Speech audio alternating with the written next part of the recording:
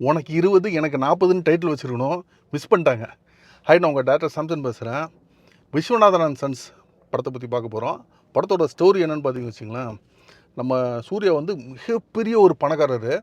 So அவருக்கு வந்து என்னென்னா, நான் கல்யாணம் பண்ணிக்க மாட்டேன்னு சொல்லிட்டு இருக்காரு. அதுக்கு வந்து வேறு ரீசன்ஸ் எல்லாம் இருக்கும். அவங்க அம்மாவுக்கு என்னென்னா, நம்ம குடும்பத்துக்கு ஒரு வாரிசு வேணும் அப்படின்னு சொல்லுவாங்க. ஸோ இவர் என்ன பண்ணுறாரு, வாரிசு தானே உனக்கு வேணும், சரகசி மூலிமா வாரிசு ரெடி பண்ணிடுன்னு சொல்லிட்டு அவங்க அம்மாக்கே சொல்லாமல் யூஎஸ்லேருந்து ஒரு குழந்தைய வந்து ரெடி பண்ணிடுறாரு இவரோட விந்து மூலிமா. அதுக்கப்புறம் இவங்களெல்லாம் ஓகே பண்ணிட்டு போயிட்டு இருக்க ஒரு காலத்தில் பார்த்தீங்கன்னு வச்சுக்கலாம், அந்த பையனுக்கு வந்து அம்மாவோட போன் மேலே தேவைப்படுது. ஸோ அந்த டைமில் வந்து இவரோட இன்ஃப்ளூயன்ஸ் யூஸ் பண்ணி அம்மா யார் அப்படின்லாம் சொல்லிட்டு இவர் கண்டுபிடிச்சி அந்த பொண்ணை வந்து இங்கே கூப்பிட்டு வந்துடுறாரு. யாருன்னு பார்த்தீங்கன்னா மமிதா பேஜோ. ஸோ இவர் வந்து ஒரு 40ஸில் இருப்பார், அந்த பொண்ணு வந்து 20s தான் இருப்பாங்க. ஸோ அந்த பொண்ணுக்கு வந்து இவர் பார்த்த உடனே இவர் மேலே ஒரு லவ்லாம் வந்துடும். அதுக்கப்புறம் பார்த்திங்கன்னா அந்த பையன் கூடயும் க்ளோஸ் ஆயிடுவாங்க. இவர் கூட சேரணும்னு சொல்லி ட்ரை பண்ணிகிட்டு இருப்பாங்க. பட் இவருக்கு என்னென்னா, 20 வயசு சின்ன பொண்ணை வந்து நான் கல்யாணம் பண்ணிக்கூடாது அப்படின்னு சொல்லிட்டு ஒரு இதுலேயே இருப்பார். ஸோ 2 பேரும் ஒன்று சேர்ந்தாங்களே தான் படத்தோட ஸ்டோரி. ஃபஸ்ட் ஆஃப் பார்த்திங்கன்னு வச்சுங்களேன், படம் வந்து ஓரளவுக்கு நல்லாவே இன்ட்ரெஸ்டிங்காக இருக்கும். ரொம்ப ஓஹோ சூப்பர்னு சொல்லணும்னா கூட கண்டிப்பாக ஒரு ஆவரேஜோட பெட்டராக தான் வந்து ஃபஸ்ட் ஆஃப் இருந்துச்சு. நிறைய இன்ட்ரெஸ்டிங்கான சீன்ஸு, ஒரு சில சீன்ஸ் ஒர்க் அவுட் ஆகலைனாலும் நல்லாவே இருந்துச்சு. இன்டர்வல் பிளாக்கில் வந்து இங்கே ஓப்பன் பண்ண ஒரு விஷயம் வந்து ஒரு சின்ன ஒரு மைனஸ் ஆயிடுச்சு. ஸோ செகண்ட் ஹாஃபில் வந்து ஸ்டார்டிங்கில் நடக்கக்கூடிய விஷயங்கள்லாம் கொஞ்சம் ஒரு கெஸ் பண்ணுற மாதிரி ஒரு சின்ன லாக் இருந்துச்சு. பட் அதுக்கப்புறம் பார்த்தீங்கன்னு வச்சுங்களேன், படம் வந்து ஒரு சீரியல் மோடில் போயிடுச்சு. அதுதான் அந்த படத்துக்கு மிகப்பெரிய ஒரு மைனஸ். ரொம்ப ஒரு லேகாக சீரியல் மோடில் வந்து போயிடுச்சு. கிளைமேக்ஸ் எல்லாம் பார்த்தீங்கன்னு வச்சுங்களேன், ரொம்ப இதுதான் கிளைமேக்ஸ்னு தெளிவாக தெரியுது. அப்போ கூட படத்தை முடிக்காமல் ஜவ் மாதிரி இழுத்துட்டு போகிறாங்க. அது கொஞ்சம் சீக்கிரம் வந்து படத்தை வந்து முடிச்சிருக்கலாம்.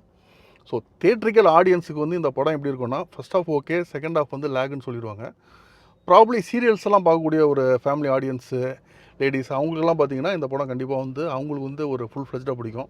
ஏன்னா ஓவராலாக பார்த்தீங்கன்னா நல்ல ஒரு பிரம்மாண்டமாக எடுத்த ஒரு படம். ஸோ ஒரு ஹை பட்ஜெட் சீரியல் மாதிரி ஒரு ஃபீல் கூட செகண்ட் ஹாஃபில் வந்து கொடுக்கும்.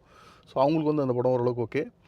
படத்தில் வந்து சூர்யாவை பார்த்தீங்கன்னு வச்சுக்கலாம், எனக்கு வந்து சூர்யாவெல்லாம் பார்த்தீங்கன்னா ஒரு என்ன சொல்கிறது, இப்போ கருப்பு என்ன தான் ஹிட்டாக இருந்தால் கூட அது இல்லை சிங்கம் இல்லை கங்குவா இந்த மாதிரி மூவிஸ்லாம் அவரை பார்க்குறத விட எனக்கு என்னென்னா, அவர் வந்து இந்த வாரணமாயிரம் அந்த ஒரு ஜோனில் வந்து பார்க்குறது, இந்த சஞ்சய் ராமசாமி கேரக்டர் கஜினியில். ஸோ அந்த இதெல்லாம் வந்து எனக்கு அவர் ஆக்சுவலாக அதில் ரொம்ப பக்காவாக அவருக்குன்னே எழுதி வச்ச மாதிரி இருக்கும். ஸோ இந்த கேரக்டர் வந்து அப்படியே சூர்யாக்காக எழுதி வச்ச ஒரு கேரக்டர் மாதிரி இருந்துச்சு. செம்ம சூப்பராக செட் ஆகிட்டார். ஸோ எனக்கு என்ன ஒரு பயம்னா, ஸோ இந்த மாதிரி ஒரு படம் ஒரு பெரிய லெவலில் வந்து ஹிட் ஆகலன்னு வச்சிங்களேன், அவர் திரும்ப வந்து சிங்கம் ஸ்டைலில் போய் நடிக்க போகிறாரோ அப்படிங்கிற ஒரு ஃபீல் வந்துடுது. ஏன்னா அவருக்கு இது வந்து அவருக்காக எழுதின படங்கள் மாதிரி ஒரு ஒரு கேரக்டரு. மமிதா பேச்சும் ரொம்ப சூப்பராக வந்து பெர்ஃபார்ம் பண்ணியிருக்காங்க. 2 பேரும் பக்கத்தில் பக்கத்தில் வச்சிங்கன்னா ஜோடி மாதிரி இருக்க மாட்டாங்க. பட் அதுதான் படத்தோட கான்செப்டே. 2 பேரும் ஜோடியே கிடையாதுடா, அவங்க ஜோடியாக ட்ரை பண்ணுறாங்க அப்படிங்கிறது தான் படத்தோட கான்செப்ட்டு. ஸோ அதனால் மமிதா பைஜு அண்ட் சூர்யா வந்து இந்த படத்துக்கு சூப்பராக, மமிதா பைஜு ரொம்ப சூப்பராக வந்து நடிச்சிட்டாங்க. ராதிகாவும் சூப்பராக அந்த படத்துக்குள்ளே வந்து வந்துட்டாங்க.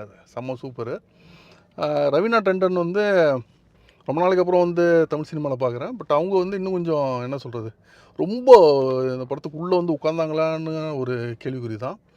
இந்த படம் பார்த்திங்கன்னா கொஞ்சம் இந்த தெலுங்கு ஃபீல் வந்து கொடுக்குது. தெலுங்கு ஃபீல் எப்படின்னா, ஆர்டிஸ்ட் எல்லாமே நம்மளுக்கு தமிழுக்கு பழக்கப்பட்ட ஆர்டிஸ்ட் தான். ஸோ தமிழ் படம் மாதிரி தான் படம் ஃபுல் ஃபீல் வந்து கொடுக்குது.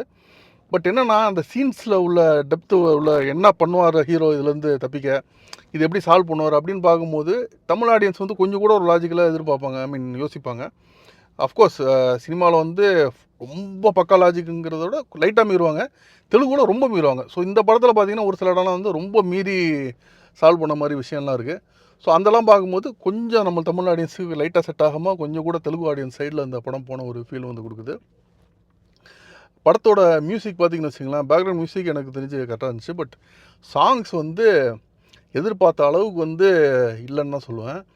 ஏன்னா ஒரு படமாக பார்க்கும்போது சாங்ஸ் ஓரளவுக்கு ஓகே தான், நம்மளுக்கு வந்து எங்கேயுமே ஒரு பெரிய லெவலில் டிஸ்டர்பன்லாம் பண்ணல.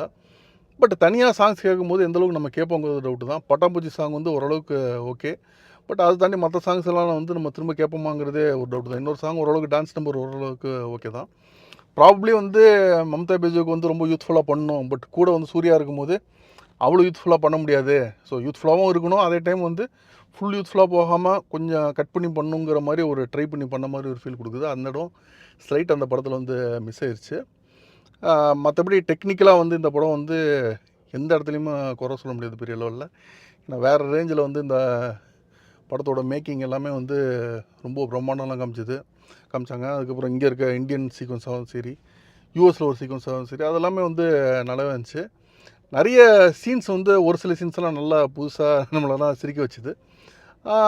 அதே மாதிரி கொஞ்சம் கூட ஒரு ஓப்பன்னஸ்ஸாக சூரிய கல்யாணம் பண்ணிக்கலாம்னா பண்ணக்கூடிய விஷயங்கள் பற்றி ஒரு ரொம்ப என்ன சொல்கிறது, ஒரு ஃபேமிலி ஆடியன்ஸும் மூணு சொல்லி காத்த மாதிரி ஒரு ரொம்ப கேஷுவலாக வந்து சொன்ன ஒரு விஷயங்கள், அப்புறம் நாசரையும் இன்க்ளூட் பண்ணி ஒரு விஷயம் சொன்னது, அதெல்லாம் வந்து ரொம்ப ரசிக்கிற மாதிரி ரொம்ப நல்லா இருந்துச்சு. ஸோ படம் வந்து ஒரு தமிழ் தேட்டரிக்கல் ஆடியன்ஸுக்கு எப்படின்னா, ஃபர்ஸ்ட் ஹாஃப் வந்து ஓகே நல்லா இருக்குன்னு ஒரு ஆவரேஜாக சொல்லிடுவாங்க. செகண்ட் ஹாஃப் அவங்களுக்கு கண்டிப்பாக லேக்காக இருக்கும். ஒரு ஃபேமிலி ஆடியன்ஸு, ஒரு சீரியல் பார்க்கக்கூடிய ஆடியன்ஸு, அவங்களுக்கு வந்து இந்த படம் கண்டிப்பாக பிடிக்கும்.